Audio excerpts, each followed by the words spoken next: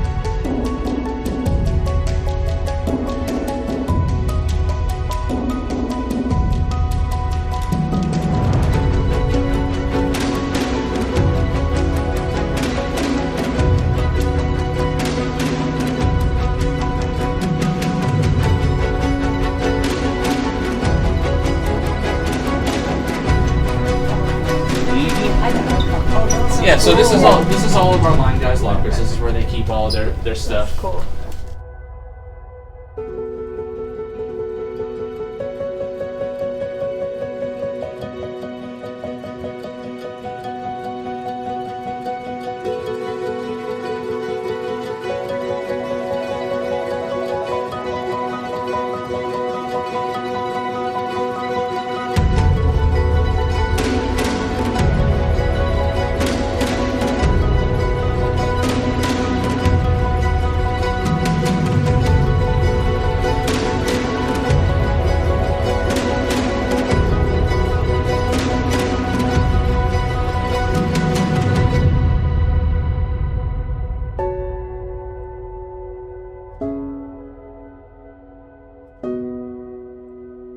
SHELTAIR!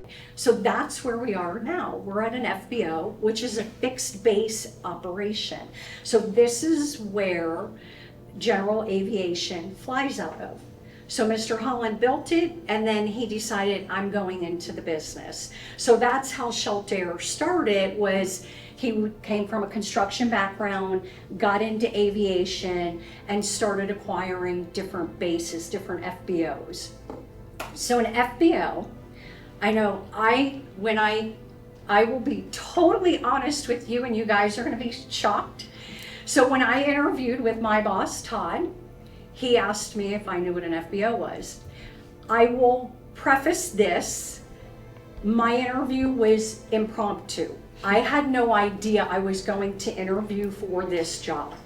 He came to me and said, I heard you're looking for a job. I heard you're hardworking and you're honest. Can I interview you now? I knew nothing about SHELTAIR. I knew he had worked for SHELTAIR, but I didn't know anything about it. So he had to explain to me, a fixed base operation is where general aviation, where we fly out of, where we conduct business at.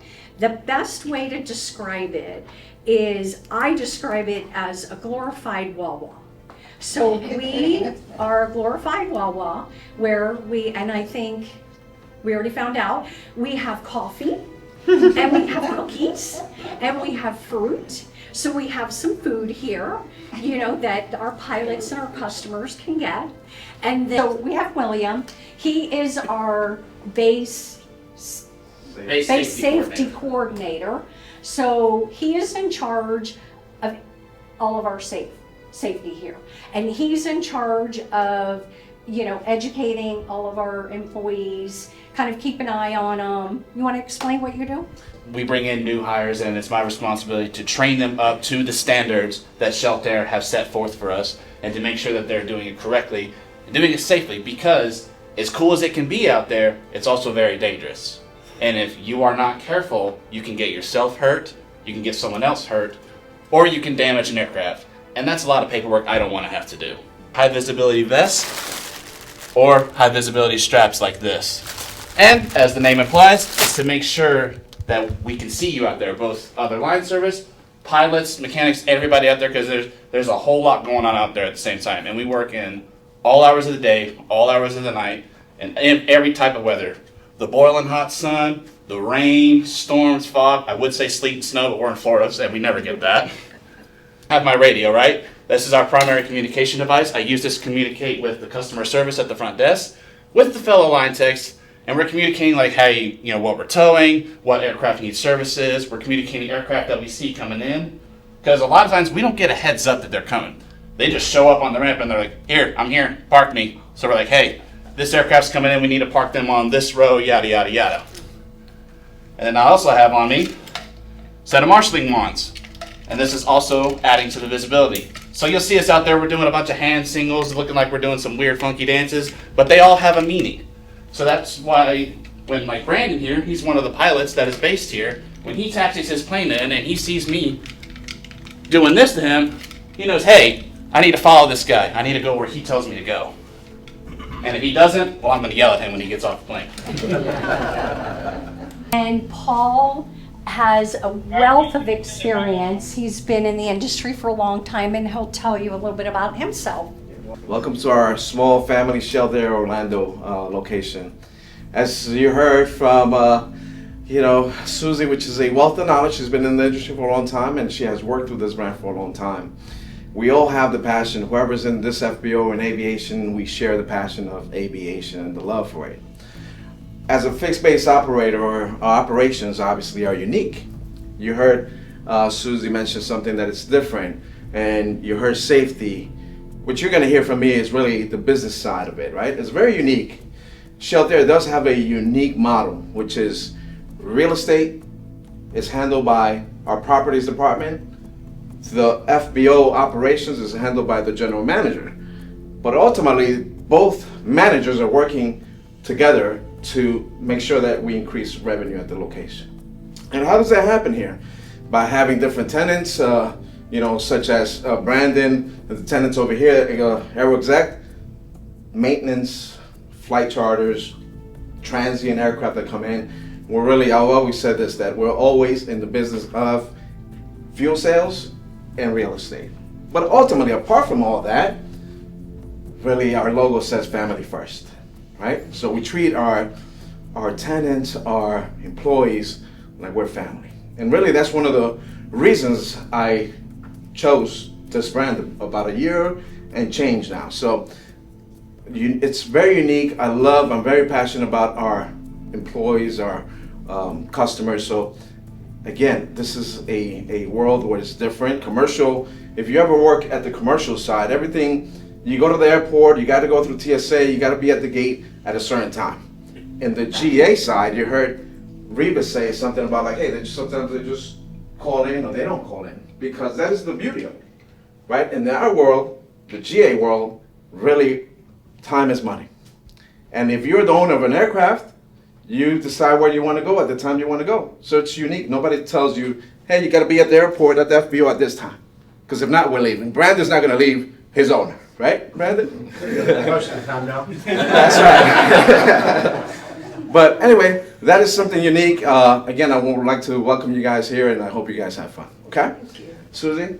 So in our industry, in general aviation, it's a little unique. We do have all these different departments, and really actually so does like MCO down at the big international airport. So you have to think about it. If you're ever interested in aviation, there are so many different avenues. You can go in the marketing department, you can be in PR, you can become a pilot, you can become an attendant, you can be out on the line. So there are so many different aspects to our industry. Good morning, everybody. Glad you're all able to be here. Now, as Susie said, our company, Orlando Aircraft Services, we are over on the east side of the airport. You'll kind of, maybe I don't know if they're going to give you a tour later on or not, but we do aircraft maintenance and avionics. Now, a lot of people, does anybody here know what avionics is? It's basically kind of like, a lot of you might see it's your video screens and car stereos of the airplane world.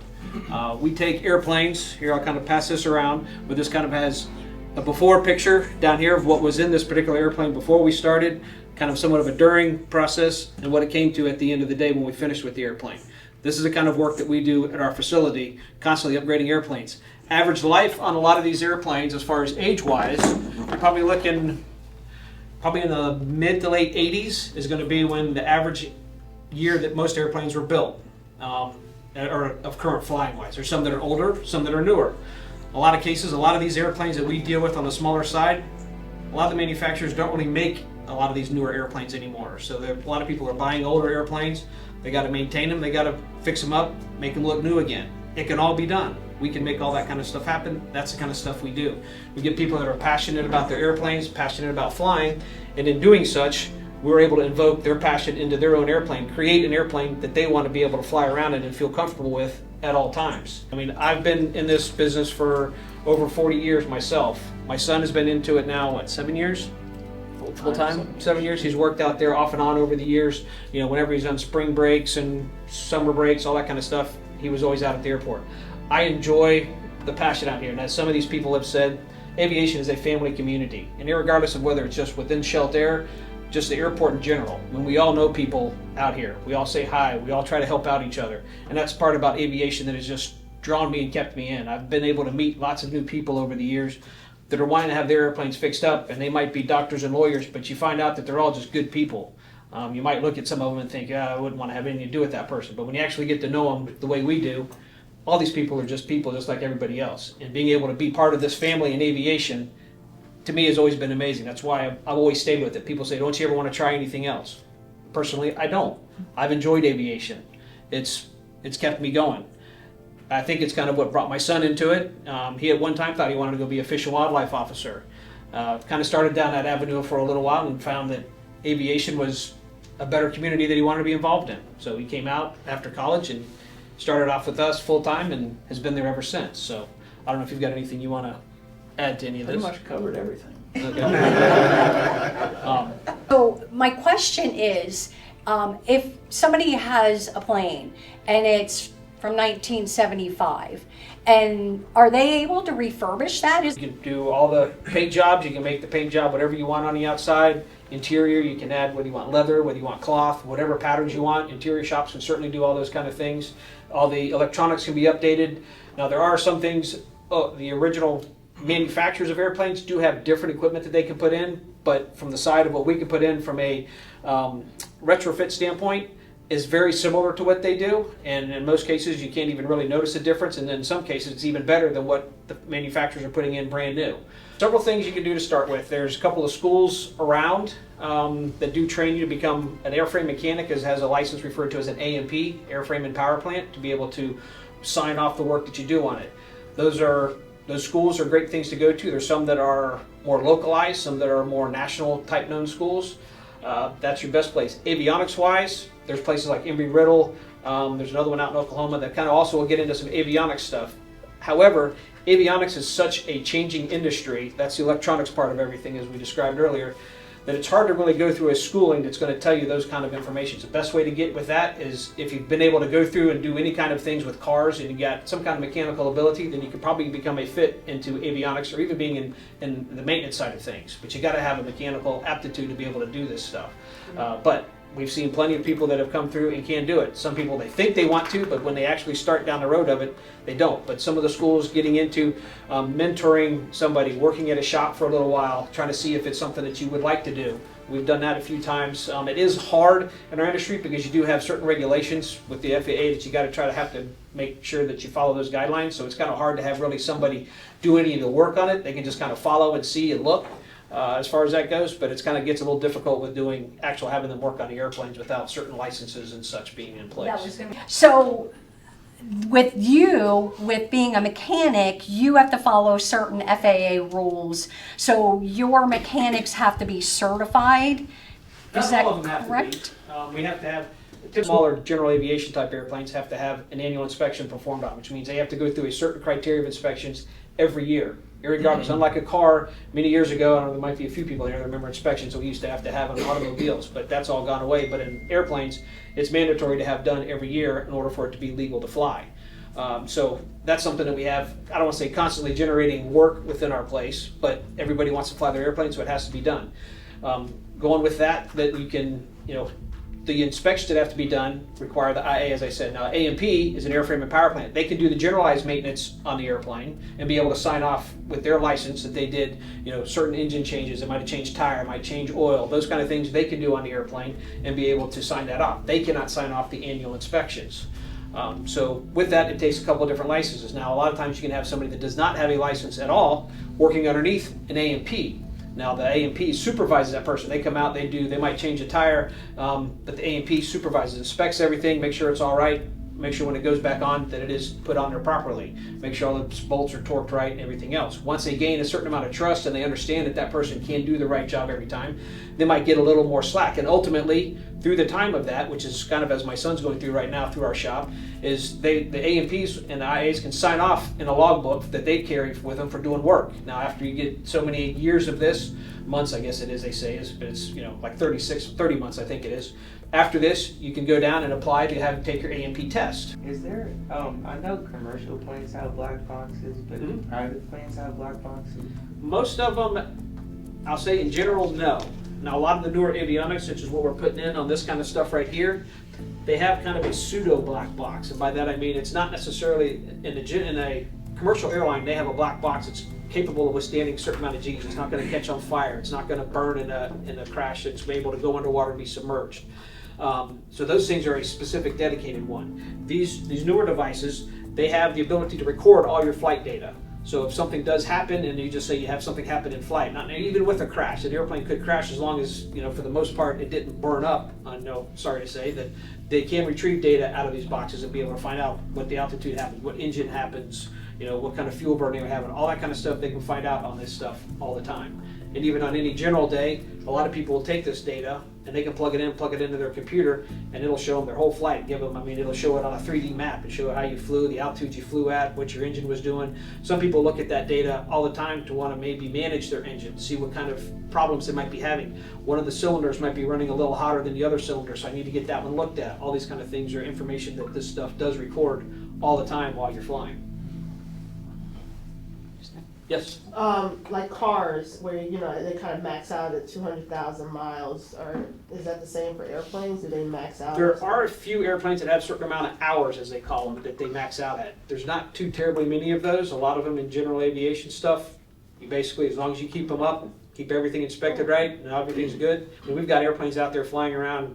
In the GA world, it's not terribly uncommon to find them with 15, 20,000 hours on it. And you think, that's a lot of time on an airplane. A lot of these flight school airplanes that are out here right now, they'll probably have close to 10,000 hours on them. But they're being flown probably 6 to 7 hours a day, 5 to 7 days a week.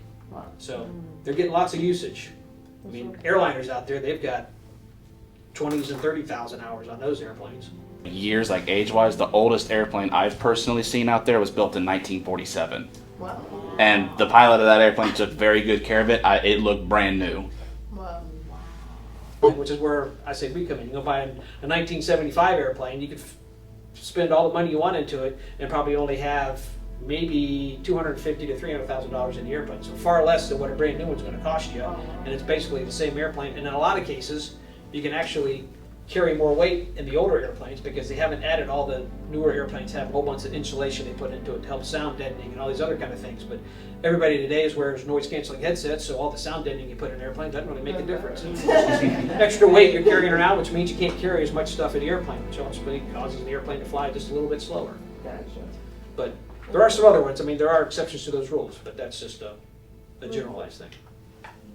Rule of thumb that in aviation for an aircraft, the biggest enemy is really corrosion. Really, again, it has certain 100 hours, 200 hours, 300 hours inspections. They all check corrosion during the time. And the environment that they're in, if they're closer to the beach, and that's really salty environment out there. So those type of aircraft are going to age faster than others. Two methods that we use to refuel an aircraft. You'll hear us refer to what's called a single point refueler, and then there's overwing. Overwing, pretty self-explanatory. We're going to drag the hose from the fuel truck and literally, almost like fueling a car in a way, you stick it in the nozzle and then you fuel it over the wing. And then a single point refueler is where, and this is primarily on like larger jets, where there's a specific fuel panel where a pilot will come down, he'll program the panel of how much fuel he wants, he or she wants, and then we pull an even larger hose from the fuel truck, we'll attach it, and then we press and hold what's called a dead man switch. And it's called that because, say if I'm fueling it and I get struck by lightning and I go down, well now, if I let go of that, it's gonna stop the flow of fuel. Because if we spill a lot of fuel on the ground, that's also a big problem because fuel is also hazardous material. I've gotten it spilt on me before and my whole foot was red from a chemical burn. Oh, wow. So yeah, not a good time. What type of gas or fuel is it? Jet A. Jet A. Yes. Not that I know the difference. Yeah.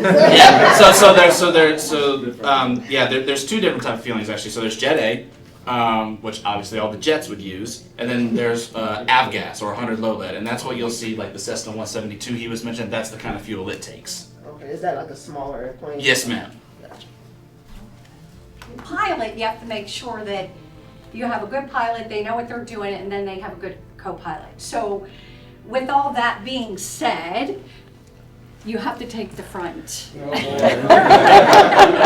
We all work for a company here called Premier Flight Solutions, and we're an aircraft management company. So that entails a lot of different things, but primarily we take care of people's airplanes. So companies and businesses and individuals that want to fly in their own planes will buy them, and then they hire a company like ours to look after pretty much everything that's involved with owning an airplane. We oversee the maintenance, we fly the airplane, we make sure that it's washed and cleaned and detailed. We deal with boring things like insurance and storage and all that kind of stuff. Pretty much anything that comes with owning a car or owning a boat also comes with owning an airplane, just on a different scale. So there's some of our team members here. We have Ricky, Beth, and Johnny. And even though there's only 4 of us in here, between us all, we do about 917 different jobs at any given moment. Oh, you're being nice. I do most of them. Very specific number too. Yes. Anybody from kids to 80-year-olds that have always wanted to do this, we teach how to fly airplanes just like that, and anything else that you could think of. Beth runs our client experience. She's also a pilot herself, so she handles everything that you would not normally think that pilots would do for our clients. She arranges their rental cars for them. She makes sure that they have gifts on their birthday when they show up. She does everything and anything to make sure that people have a wonderful time here. And she also flies planes as well. Ricky is one of our Cirrus pilots. So a Cirrus is it's considered a high-performance single-engine airplane. It seats 4 to 5 people. And one of the cool things about Cirrus airplanes is that they have a parachute that's built in. So if the engine were to die, we have a big red handle up top that we can pull. A parachute's going to rocket out of the top of the airplane and it's going to carry you down to the ground safely. There's not many planes that have that. Ricky also oversees our maintenance division, so on the back end when something goes wrong, he and I work together to figure out what it might be before we take it to somebody like Troy to fix it. And then I get to do everything that's left over. I do a lot of paperwork all the time, but I also have the blessing of being able to fly planes as well. So thank you, Brandon. Again, my name is Johnny, and I think pilots have the coolest office in the world because we get to see the world from our office, which is the cockpit of an airplane. So that's a pretty neat office. I'll kind of start with this. So imagine that I get in here and I say, hey, here's the keys to a $1.5 million airplane. How cool would that be, right? Yeah. So that's exactly what happened to me in 2022. Obviously, after several years of flight training, all right, I knew what I was doing. But it all going back, it all started when I was a little kid. I had a dream. I always wanted to be a pilot. It was my biggest dream. And I always had that end goal in mind. I remember when I was in 6th grade, I did a project in school and I found out about the Cirrus, the plane with the parachute. And that became my dream airplane. So not only did I want to be a pilot, I wanted to fly the Cirrus someday. So I had a goal. I had that goal in mind, and I was going to do anything to make it happen. If I told you that to get there, it was a straight line, I totally lied to you. There have been many ups and downs and left and rights in life to be able to get to that goal. But I had that goal in mind, and I made it happen one way or another, right? So after all this training, meeting people, making friends, having mentors, Brandon was actually my instructor. Me too. Yeah. And he was too as well. we were all students of Brandon at one point. And I remember when Brandon started flying the Cirrus, I was like, hey man, I'd love to fly that plane one day. And he said, just stick with it, and one day we'll see what we can do and we'll make it happen. So I remember in 2022, finally having all my ratings, getting to the airport for my first flight in a Cirrus as a commercial pilot. I arrived and literally I walked up to the desk at the FBO and they said, hey sir, here's the keys to the plane. And I was now handed the keys to a $1.5 million airplane. Wow. And I was like, I remember thinking, I mean, that was the coolest thing. Dang, they trust me to like get in this $1.5 million airplane. I mean, I thought that was the coolest thing. And I enjoyed everything about that flight. Getting up, the views from the sky are awesome. Seeing the clouds, flying through the clouds and all that stuff is the best feeling in the world. So what's a day like in the life of a pilot? So initially, before we even get in the airplane, it starts with a lot of planning. Because like we've already talked about, safety is number one, and there's a lot of things that go into planning a flight so that when we're in the flight, it all runs smoothly, right? Our jobs as a pilot are very simple: get the plane from point A to point B safely with all the passengers on board, right? So to make that happen, we gotta start before even we start with anything, we start with ourselves, the pilots. Am I feeling okay? You know what I mean? Am I under a lot of stress? Have I slept? Am I current? Have I flown recently? That kind of thing. So we start with ourselves. Am I ready to fly this plane? Then we look at the plane and we do a full evaluation of the airplane, make sure that the documents are there, that all the maintenance has been done on the airplane. We look at the weather. All right, that is a very important part at our origin and at our destination to make sure that the weather is good for the flight. And then we also evaluate, okay, let's say the weather's not the greatest. What's an alternate plan that I can have to make sure that this trip happens? All right, so there's a lot of pre-work that goes into planning a flight to make sure that it all happens safely. Then when we get to the flight, that's the fun part. We get out here to the airport, we get the keys to the plane, we get out in the airplane. The team out here helps us marshal the plane out so we can get out to the runway safely. We work with ATC, that's another awesome job in the aviation. So we're constantly talking to ATC to make sure we get, again, from point A to point B. We talk to a lot of different people over the radio. And then when we get back, we tie down the airplane, make sure everything is secure so that the plane is safe, and we go home.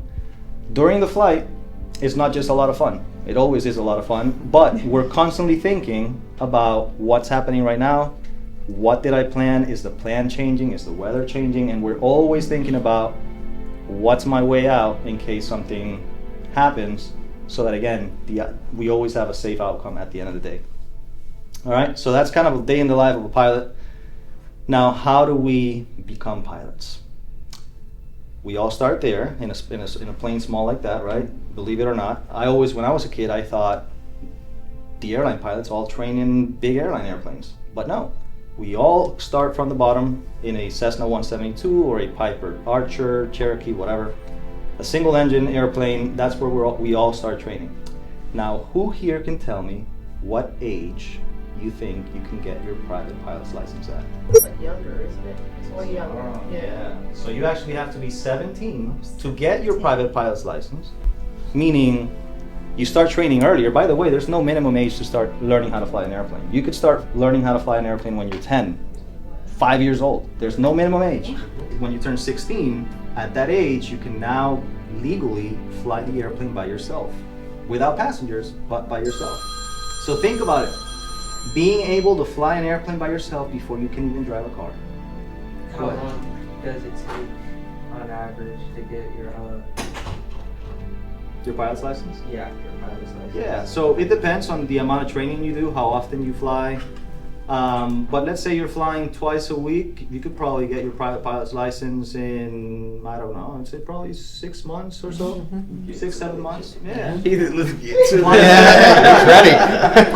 No, like myself, I also have a private pilot's license. I got mine in 3 months, but I was flying probably like 3 or 4 times a week. Exactly. So it all depends really. Each individual case is different. Mm-hmm. Does it really matter, like, if you go to college? Do you have to go to college and get like degrees? Required you to have a college degree to become a pilot in the major airlines.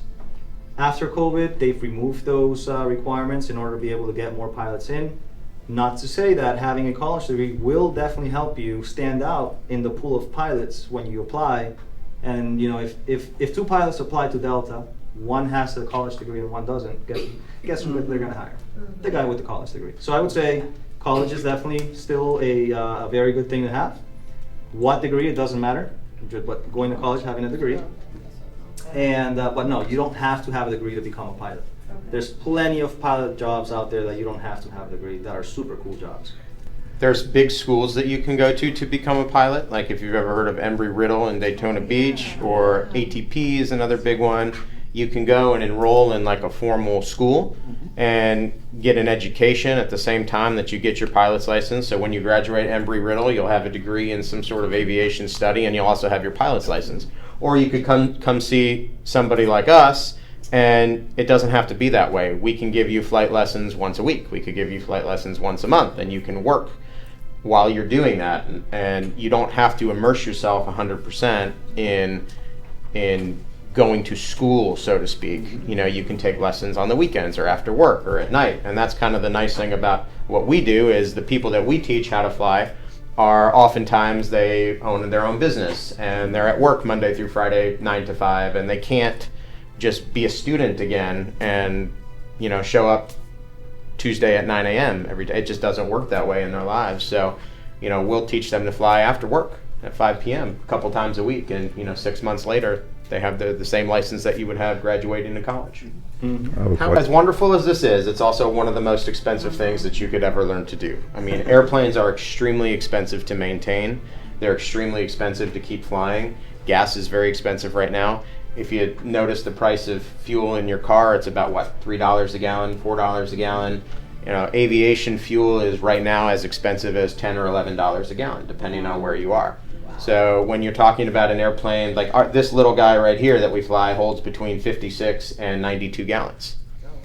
And you're burning about anywhere from 11 to 15 gallons per hour. So they drink a lot of gas. You know, people like Troy have to go through a lot of regulatory compliance to keep their shops certified to work on airplanes. It's very expensive. There's a lot of lawyers involved. There's a lot of attorneys involved. You know, everybody has time and money invested in making sure that these things are flown safely and worked on safely, that it just becomes very expensive. So to rent an airplane and learn how to fly, it's about $200 per hour, $160 to $200 per hour just for the airplane. And then for somebody like us, it's anywhere from $45 to well over $100 per hour just to have somebody to teach you. So take all that added together, and then you need at minimum 40 hours just to get your first license. The national average is about 73 hours. Okay, and that's just a license that allows you to go fly for fun. If you actually want to do this as a job, you have to go on and get advanced ratings and advanced licenses. So private pilot is where everybody starts.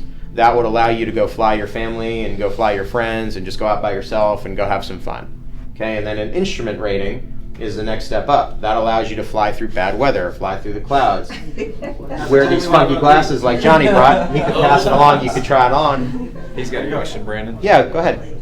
How much would it cost to get your first license? $16,000 and $20,000 is a pretty good estimate. Now that may seem like a big number, but you know, just like any education, there are a ton of different scholarship opportunities that are available that you could apply for. There are so many I couldn't even begin to list them. And so many companies and even the aircraft manufacturers have scholarships. There's a lot of organizations that have scholarships. It's free money. And you don't necessarily need a big pile of money to just drop and say there it is. You can do it day by day. Day by day, yeah. Right. Like when we teach people how to fly, they pay for whatever they just did, and that's it. Yeah, there you go. Those are cool. That's why wearing those in the airplane and not getting sick the first time you do it. So we put those on pilots in the airplane to teach them how to fly through clouds, because you can't see outside. You can only see your instruments. Yeah. Troy, if you could hold that picture up for a second. When you're flying through clouds, we teach you how to operate the airplane just by looking at those screens right there. Oh. If you can't see anything outside, you've got to be able to see something. So you can actually take off and fly hundreds of miles in clouds and not see anything on the ground solely by using the equipment that's in your airplane. That's scary. It's scary and it's cool. Also, if you notice, the airplane on the left side looks pretty much the same as it does on the right. That's why there's no age, no minimum age for you to start learning how to fly, because you've always got an instructor next to you that can take over the airplane. So you can't just pull over when you're sleepy. So how do y'all take it? Like, if you're tired, like you said, I know you prepare, but then That's awesome. Last Friday, I was sleepy. Truth. There was also some bad weather, so I decided I'm not going home. And I landed. I was coming back home from Georgia, and I thought the best decision is I'm gonna head over to some other airport in Georgia, Valdosta. And I actually took a nap for an hour in the airplane before heading back home. So On the ground. On the ground. On the ground. Yes. So you do have to, but you pretty much part of your planning would know those pit stops or areas that you're flying. Yeah, Okay. and to Johnny's point, I was out flying Saturday, and again to Johnny's point, the weather didn't go exactly like I planned. We took off out of here, everything looked good, but about near Savannah, everything went bad. And then so we were like, okay, we're just gonna pull over and wait. So we stopped in Charleston, and we just hung out there for a couple hours, waited for the stuff to keep going, and then took a 5-minute nap, 12-minute nap. I don't know what it was, and then we woke up and took back off again. That's part of the, like what Johnny was saying, to planning for the flight. No, there's always the unknown, and that's where the job really. That's what the job really is. More. And we will welcome them with open arms, especially at SHELTAIR, and we will offer, and we'll get a tour of the building, but they will be able to use our pilot's lounge. They can take a nap in the pilot's lounge so Johnny can sleep if they're hungry. And a lot of times, a lot of FBOs have a crew car, what we call a crew car. So if Ricky, landed and he was hungry and he said, hey, can I go grab a bite to eat? We're like, here's the keys, go get a bite to eat. Nice. So that's where we come in handy. Exactly. So you will be able to rent the cars. I said you had the herds here, so you can just rent a car and just go and explore this and things like that. We also that's a courtesy car. It's a complimentary. That's awesome. That's cool. What was that? You're more than 2 hours. You got a question? Somebody got to be a pilot. Yeah. That was fun. So I know, like, regular planes are meant to carry a lot more people than a private jet. Yep. What are the different? What are the comparisons or the differences between a normal plane and like the different protocols between a plane and a private jet? So that's a great question. So if you get on a Southwest jet, there's going to be like, I don't know, 180 people, right? Right. A bunch of people sitting around next to you. When you get a private plane, it's like 4 or 5. So it's significantly different. So it's almost like sitting in your own car. That's the way it works. So like, for example, Brandon will get the plane ready to go. He's sitting up front. He's flying the jet, or Johnny, or Beth, or myself. And then the owners are sitting in the back. It's them and their family. It's a very it's a very private kind of. It's a small thing. It's not just like a car. It's just like a car. Yeah, it's like putting 3 people in your car. And also, like when you go to the airport, you have to go. You check in. You take your bags. They give you a thing, and it's like You gotta go through security. You stand in line, and then they scan your thing. You walk in this front door. You walk out the back one, and you get on the plane. Yeah. It's worth it for that. How many people work in one plane? That's a good question. So it depends on the plane, but typically, one. Typically, it's just one Typically, pilot it's just one in the pilot. small stuff. In the small stuff. You get into bigger planes, then you need 2. When the weather's really, really bad and it's just really rough outside, and these guys have been flying a lot of trips, we'll go together because we always want to have 2 sets of eyes in the airplane in the interest of safety. So most of the time it's 1, but sometimes it's 2. Brandon will call me, we call Beth or Johnny, or we all just I'm landing in 20 minutes. I got 3 more flights to go. We'll get in and we'll go, and then so that's kind of how it works. Fly at different altitudes. That's a great question. Really good Some question. little jet that we're going to show you flies at 41,000 feet, and a lot of times your airliners will stay about 37, 38,000 feet. What's the most difficult part, taking off or landing? Ooh. Well, landing because I critique them. I'll probably go with landing too. Because I remember my first flight ever in training. Take off, wham the power, and okay, pull back, and you're off in the air, right? You can kind of screw it up, but it's not that hard. Landing the plane, I remember my first several landing lessons. I would look down to put the flaps on, and when I looked up, the runway was somewhere else. Like, you're just like, the multitasking that has to happen for the landing. So I would say landings are probably hard. Yeah, landing's the hardest, I just wanted to answer what you were saying earlier about asking about university and going to college and getting a degree. I do have that, but I obviously sound a little different because I'm not from here. And actually when I was 17 at school, I was like, what do I want to do? I want to fly planes. And I'm from a little village, a little town, a little high school. And I didn't know what to do. And I went to my teacher and I said, listen, I need help. Like, I want to be a pilot. And he was a crusty old man. He was an army captain, and he looked at me and he said, girls can't fly planes. And that was the day I was like, you know what, nobody is ever going to tell me I can't do anything. And I went and I found a university that was a couple of hours away, and people kept saying to me, oh, you need to be really good at math and really good at science. And I was like, oh my god, what am I going to do? And I honestly just knuckled down, and I got myself into university, and I have a degree in aviation technology with pilot studies. Which you don't need, but it helped me down the line. And then I decided, I was like, I want to travel the world. England is like this big. So I was like, I want to go travel the world. And I joined an airline as a flight attendant. And all our flights are what we call long haul. So a long haul flight is anything over like 6 hours. So we went to South Africa, North Africa, Australia, Shanghai, Hong Kong, LA, San Fran. I went all around the world, and I got paid to travel the world.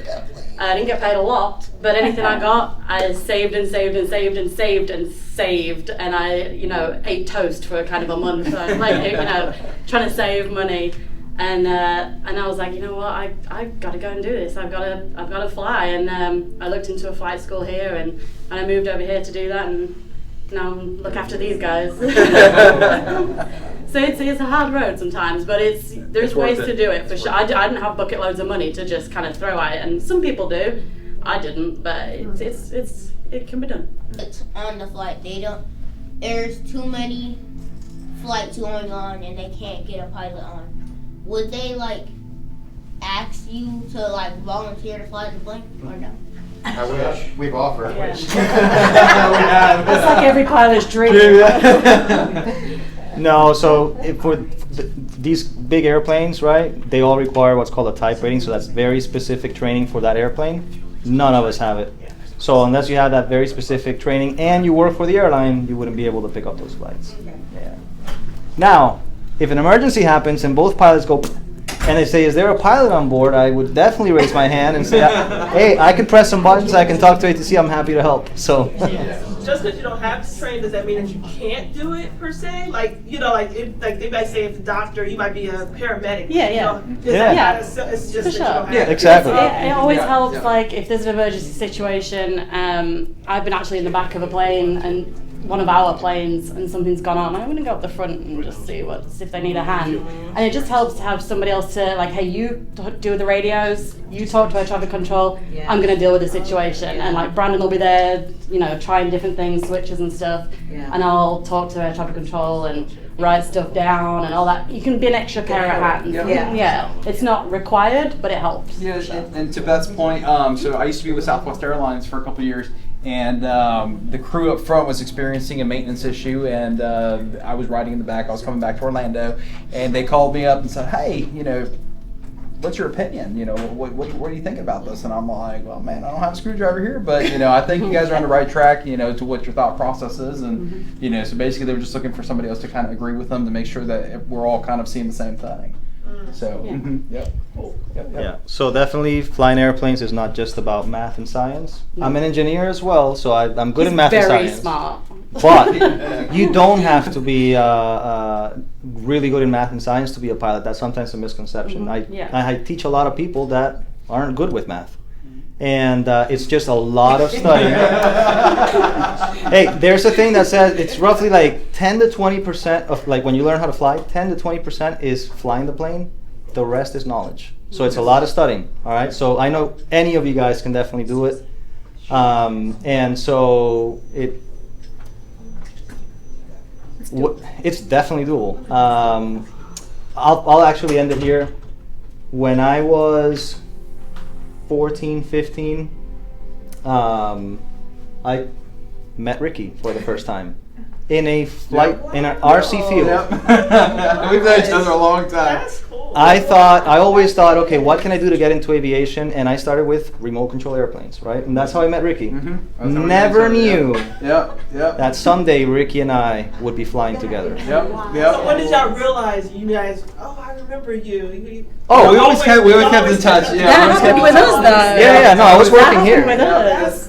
And my boss says, hey, do you know Ricky? And I'm like, yes, I know Ricky. But aviation is a small world. That's how small this world is. Yeah, exactly. It is. And if aviation is, if we were able to like grow that spark in you guys, and aviation is could be a passion for you guys, go for it. Don't lose that goal. Don't lose that dream. Yeah. It will happen. You'll find a way to make it happen. I think as well, like, we all came from different places, different worlds, different Absolutely. upbringings, everything, and it brings everyone together. It sounds so cheesy, always but it's a way. true. And I guarantee you, someday we will one day maybe fly in one of those airplanes together. So don't lose track of your dreams, guys. So. All right, and we here on another episode of Stir the Pot Podcast. We here with a special guest. Let people know who we here with. Lisa Holland, President and CEO of SHELTAIR Aviation. And I'm Todd Anderson. I'm the Chief Operating Officer for SHELTAIR Aviation. That's amazing. So how did you get into the aviation world? So back in the day, my father was, he did real estate, both commercial and residential, but he was always a trailblazer, and everyone knew that about him. He was always open-minded to do new ventures. So an acquaintance of his took him out to Fort Lauderdale Executive Airport and showed him a bunch of airplane hangars. And at that time, my dad really wasn't familiar with airplane hangars. And this gentleman wanted to sell them, and my father, being the visionary that he was at the time, looked at hangars and airport property like real estate property. There's only so much of it. Yes. And once it's gone, it's gone. Yeah. So he was immediately attracted to that vibe and like the sexiness of airplanes and airports and airplane hangars, and that's how he got in the business. Wow, that's amazing. And that's definitely where you said like being a trailblazer, to where back in before it was like so cool, the private planes and different things like that, like it is now, seeing the vision and say, okay, I'm gonna take this situation and.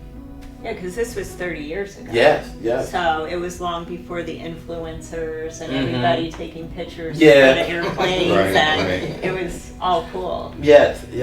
Okay, and then so now fast forward time, you are now the president and the COO of the company. So like even like coming through with your dad, seeing him building the brand and the business to what it is, where you like kind of know like, okay, this is something I'm always going to kind of go with, or just kind of okay. That was not the case at all. It was very different.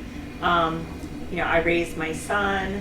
I always had several small businesses that I worked at, and then I was always involved in the business, kind of way behind the scenes. Like I understood what we did, I was involved, but not like every day or the face of the company. And then about 10 years ago, it was kind of approached to me like, your father's getting a little older, you should really think about jumping in. So I was like, all right. Said I can do it part-time. Well, that lasted about a month. I wasn't groomed for the role at all. Didn't come up through the ranks. So the first thing I did was I went out to every one of our FBOs, met with the GM, said, teach me, tell me everything you know, because each of our properties is very unique. Yeah. No two are the same. Okay. And so learned everything. I even did QC and fuel truck. Wow. Yes. Learning. Mm-hmm. I was on top of the fuel truck just to get a good overview. Mm-hmm. And then kind of halfway during that, I met with Todd one day. We were actually in Daytona, and I used to bring my big gray binder around. And Todd and I sat together, and he had been with the company at that time for like 17 years. Okay. And he had taken the company from 2 FBOs to where we're at now. Wow. And I think Todd saw a spark in my eye that I wasn't here just as like a trophy or as the boss's daughter. Yeah. I was here to learn and make a difference. So Todd took me under his wings, and I always say Todd's the one that gave me my wings to fly. That's amazing. That's amazing. So it makes me feel good. Yeah, yeah. And also too, from you obviously are amazing and great at your job from 2 to where you guys are at now.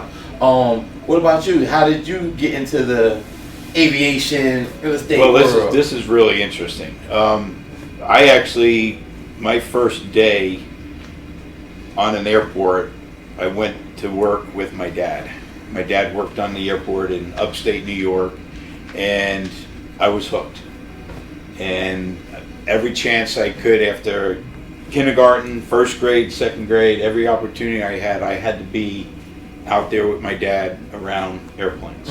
It was very, very, I mean, I just fell in love with it. Yeah. And so my first job I had, believe it or not, was working with my dad washing airplanes. Wow. So I started in my early days, I started washing airplanes. I stayed on the airport. I ended up at 16 at the time. I was able to work in a FBO type operation. Okay. And I used to fuel airplanes and do all that. And then I wanted more. I wanted to learn to fly. I saved up money, and I went to Embry-Riddle Aeronautical University in Daytona. And from Daytona, I graduated. I did learn to fly, but then I realized I needed something a little bit more exciting. Okay. Yeah. It was just, at the time, I accomplished my goal and wanted to learn to fly, but I did not want to be like a professional airline pilot. I did not want to be in a cockpit all day. I wanted to be out and about. I wanted to be with people. I want to build things. Yes. I needed some excitement. So from graduation, I took a job over in Sarasota. I cut my teeth in the airport environment world. From Sarasota, believe it or not, I ended up coming over working for the airport authority here at GOA. Doing the real estate and operations for both the international airport and here. I met Jerry Holland. He was up here wanting to put together a real estate deal. That's how I met Jerry, and the rest is history. I've been with the company going on 26 years now. 26 years next. That is amazing. 26 years, and I executed on Jerry's vision, and that was he wanted to grow the company. He wanted as much land that we can so we can have long-term growth. Yeah. And that has all been in play for years now, and obviously very, very successful. So you can see, like, we both have 2 very unique paths, Yes. but we make a really good team. Yes. And then also too, what I'm definitely hearing is I'm hearing from your dad having you around planes, and then of course your dad type of situation where it shows like really legacy and how you can put so much into kids and not knowing long term what it's going to be. Something like how with your foundation with the Girls in Aviation, how many kids you guys are impacting probably without knowing or not really knowing how long term. How did that come about when you wanted to start the Girls in Aviation? So when I took over as president in my role just before COVID in 2020, once we came out of that, one of my big passions has always been giving back, even before this. So once I took over, I tried to instill that into each of our teams. You know, during the holidays, we would encourage every FBO, like pick a charity, you know, give back. And then one of the girls that was working for us in Tampa, as a CSR, she was involved with Women in Aviation, and she had approached us and asked if she could do Girls in Aviation Day in our hangar. And I said, of course. Mhm. So that was September of 2020. We had one of the only in-person Girls in Aviation days that year. And we started with 150 kids. Last year, now it's a network-wide event, we had over 10,000 participants. Congrats, that's amazing. So that's like amazing. my huge initiative. Yes. Now it's like everyone's behind the mission, and it's just so impactful to see like the awe and excitement in kids' eyes when they get to see an airplane. Yes. Because a lot of these children that come to this event, you know, some of them have never flown commercial. They've Yes. never been to MCO or Mhm. Tampa.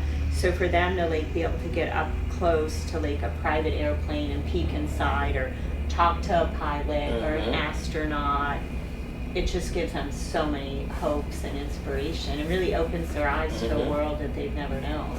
I only can imagine, especially like in a lot of different communities, it's only certain things that people feel like they can be. They feel like they can play sports, or they can be a musician, or different things like that. But when kids see like planes or different things like that, or like, you know what, I can be this, and now they got their iPads and they do their own research. I know it's a big explosion. So I bet how from 150 to 10,000 kids and so many more that's going to want to join. That is amazing for sure. And there's just so many facets in aviation. And like Todd started out saying, you know, he wanted to learn to fly. I think people feel like the only role in aviation is to be a pilot, but he said you can be an astronaut. You can Be a mechanic. Right. Yes. COO, like, you know, engineers engineering the ramps. Yes. I mean, there's just so many opportunities. If you're into cooking, airline catering is huge. There's just so many different ways that you can get involved that I think people just aren't even aware of. Yes. Yes. So what are probably like some steps from kids or even adults or etc. to probably like, all right, these are the proper things to go through or channels? I mean, I always encourage people, like if you're curious about the business, you know, take self-initiative and just ask, you know, reach out, because like there's always somebody that wants to teach you and tell you about their job, and just stay curious. Yes. Because I think like if you ask, like we're always happy, just like we're gonna host, you know, the kids from your foundation. Yes. We're always happy to show people behind the scenes of what we do. Yes. That's really cool. Boss man, so what about how do you feel like that? What do you think would probably be like the best steps or something? Well, or I think what Lisa said is there's so many facets of aviation, right? There's so many jobs out there. There's so many great careers out there. I've been in it. That's all I live and breathe aviation. Yeah. But at the end of the day, there's still a little bit of a stigma with when people think of, when we define what we tell people what our job is in private aviation, not a lot of people understand that. Yes. People think, oh, you work for one of the airlines, or you know, down at the big airport. Oh, that's the sexy stuff. That's the stuff that everybody sees. The reality is there is so much that goes on behind the scenes on the smaller airports. In private aviation is not just about the corporate aircraft. It's not about people that have, you know, these big jets, these expensive jets. You have emergency services that is conducted here. We have planes that come through with medical organs and donors and organs. Air ambulance. There's flight training that goes on here. There's a lot of people that have worked for SHELTAIR over the years that started out pumping gas out here on the tarmac, but actually have really inspired to be a pilot, and they've worked, and some of them are actually pilots today. Yes. Everybody starts somewhere, and there's great entry level opportunities for someone, you know, right out of high school. Yeah. And some areas you don't even need to have, you know, the advanced education. You can get yourself started. A lot of companies pay eventually for education, but it gets you a good start. Yeah. So. Yeah. And I know you guys have, just through the years, met a lot of amazing, cool people. So, you know, for like the fun part of things, and not really kind of like we're like numbered. So if you was like probably maybe top of your head, maybe 3 people you like, you know what, like that was a cool person I met, or wow, you know, is there any kind of people think about that you probably like you tell a story like from like if it's like the president or athlete or you're like wow okay. So my big one would probably be Tom Cruise. Wow, okay. Can't say that like I was a huge Tom Cruise fan, but he was in Tampa one day. He actually flies in and out of there a lot. Sometimes he flies his own plane, sometimes he doesn't. One day he was out on the ramp with our GM and came into the lobby, and there really wasn't many people, really nobody around that day.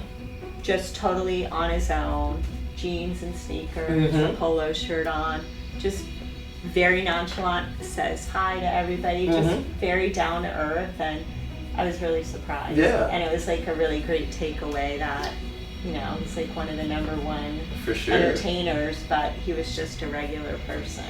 And I know every year at Christmas he usually drops off a cake or cookies to our team. That's so cool. That's so cool. What about you? Oh, I got a bunch. I tell you that the best one was Shaquille O'Neal. Okay. Yes. Shaquille O'Neal would come through here with his family. Obviously, when he played for Orlando Magic, I watched him from day one outside the draft and everything that he's done. But he uses private aviation pretty frequently. But when he lived here in Orlando and he did a lot of travel, he was a regular here. First name basis. I was there one day and he was there, and one of my kids was with me, and I went over to him and I said, Mr. O'Neal, I said, my son would like to say hi to you. And he stepped down off the plane, he turned around and started talking to him. He said, what are you doing here? He said, well, I'm going to go up. He said, I'm going to go up for a plane ride because I want to be a pilot. And Shaquille looked at him, he said, that's a good choice. And he said, but be careful up there. And he turned around, but this is big person for sure. Yeah, for sure. It really just wowed my son that day. But he was very personable, super guy. Everybody knew him. People gave him his privacy, what he wanted, but he was just really fit in with everyone. He used to sit behind our counter sometimes with the girls at our customer service desk and just always joke and just a real person. So Shaquille's big impact. And then politically, it was always the Bush family. All the way, they were phenomenal people traveling through here, very genuine, always took care of our employees, but that's another family that we were close to here too. And another segment too, like we have an FBO in Daytona. So during the Daytona 500, we handle all the race crews and drivers, and when my son was young, we always used to go to the races, and all the kids afterwards would line up with their hats and their shirts and their Sharpies. All the NASCAR drivers were always very, very nice. Even after driving, 500 miles trying to get to their plane, they would take time to stop and talk to the kids and give them their autograph. So they were always really to the NASCAR drivers. Yeah, they were always really good. Yeah, I mean, we were in the lobby. We had some bad weather one day. All the planes were delayed. The lobby was filling up. And this gentleman came up to me and he said, I just wondering if I can have a private place that I can make some phone calls. And I said, sure. And as I'm walking him up to my office, I could see people looking at me going, and I would, again, you see people on TV and then you see people in real life sometimes they look a little different. And I put him in my office and everybody's like, do you know who that is? And I'm like, no. I said, some guy just needed to make a phone call. They said, that's Jimmy Buffett. I'm obviously not a big Jimmy Buffett fan at the time, but then I started putting two and two together. We didn't really have the cell phones. He was using my phone. And on the way out, he said, hey, he goes, I left you something on your desk calendar. And he signed, thank you, Jimmy Buffett. I was like, that's pretty cool. That's really cool. I had Jimmy Buffett in my office. Well, who can just say, Jimmy Buffett signed it. You're dating yourself if we didn't. Yeah, I am dating myself. Yep. So I always like to ask, we do like a lot of foodie type of situations. Is there any like restaurants that you guys like to go to, or or like places like, hey, I like their food, or somebody come in town and let's say Jimmy Buffett come in town and say, hey, you know what, I'm hungry. What restaurants would you recommend to them? Well, I'll take Tampa since I live in Tampa. I would say Burns Steakhouse. Okay. I mean, it's iconic. That's Mhm. where we do our Christmas celebration every year, me and my team. Mhm. And it's just been there for years. Same decor, but also really good food. Yes, yes. And very, if you're into wine, it has a huge wine cellar. You can take a tour. And then, of course, I'd be remiss if I didn't bring up the dessert room. Yeah, I would go a little bit more casual than Burns, but sometimes people want are around here. I like Johnny's Other Side, off Okay. of Michigan. Okay.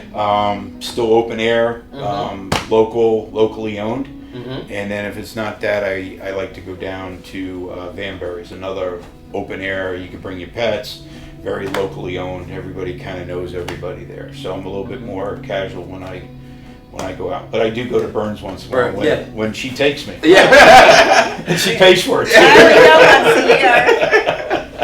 We do celebrate our holiday, and our annual. Lisa does take care of, taking us out, recognizing everything that we've done for the year. So Yes. we do go to Burns. Yes. I do like their dessert room, by the way. That part, yes, sir. Yeah. So I know you have to we get going. So one more thing before we get going, with the girl in aviation thing, how can people sign up or bring their kids, or like how would that go? So it's every year, it's the third Saturday in September. This year it's September 19th. Okay. And we will be hosting an event specifically at our airport here. Mm-hmm. And Susie, who you've been dealing with, yes, she's going to be the lead on it. Okay. So we will let you know. And there's an event sign up, Eventbrite. Yes. You can sign up. But like I said, we'll also be hosting it in Tampa. Daytona has a big one. Melbourne, all across our network. That's amazing. And we're gonna have shout outs on social media and whatnot, so you can follow along. Mm-hmm. I definitely want to say thank you for both of you guys for taking time out of you guys' busy schedule. Yeah, we got to go. We thank you guys, and that's another episode of Stir the Pot Podcast. Your boy I4CHAPMAN, and we out. Thank you. It was great. Thank you. So I had texted.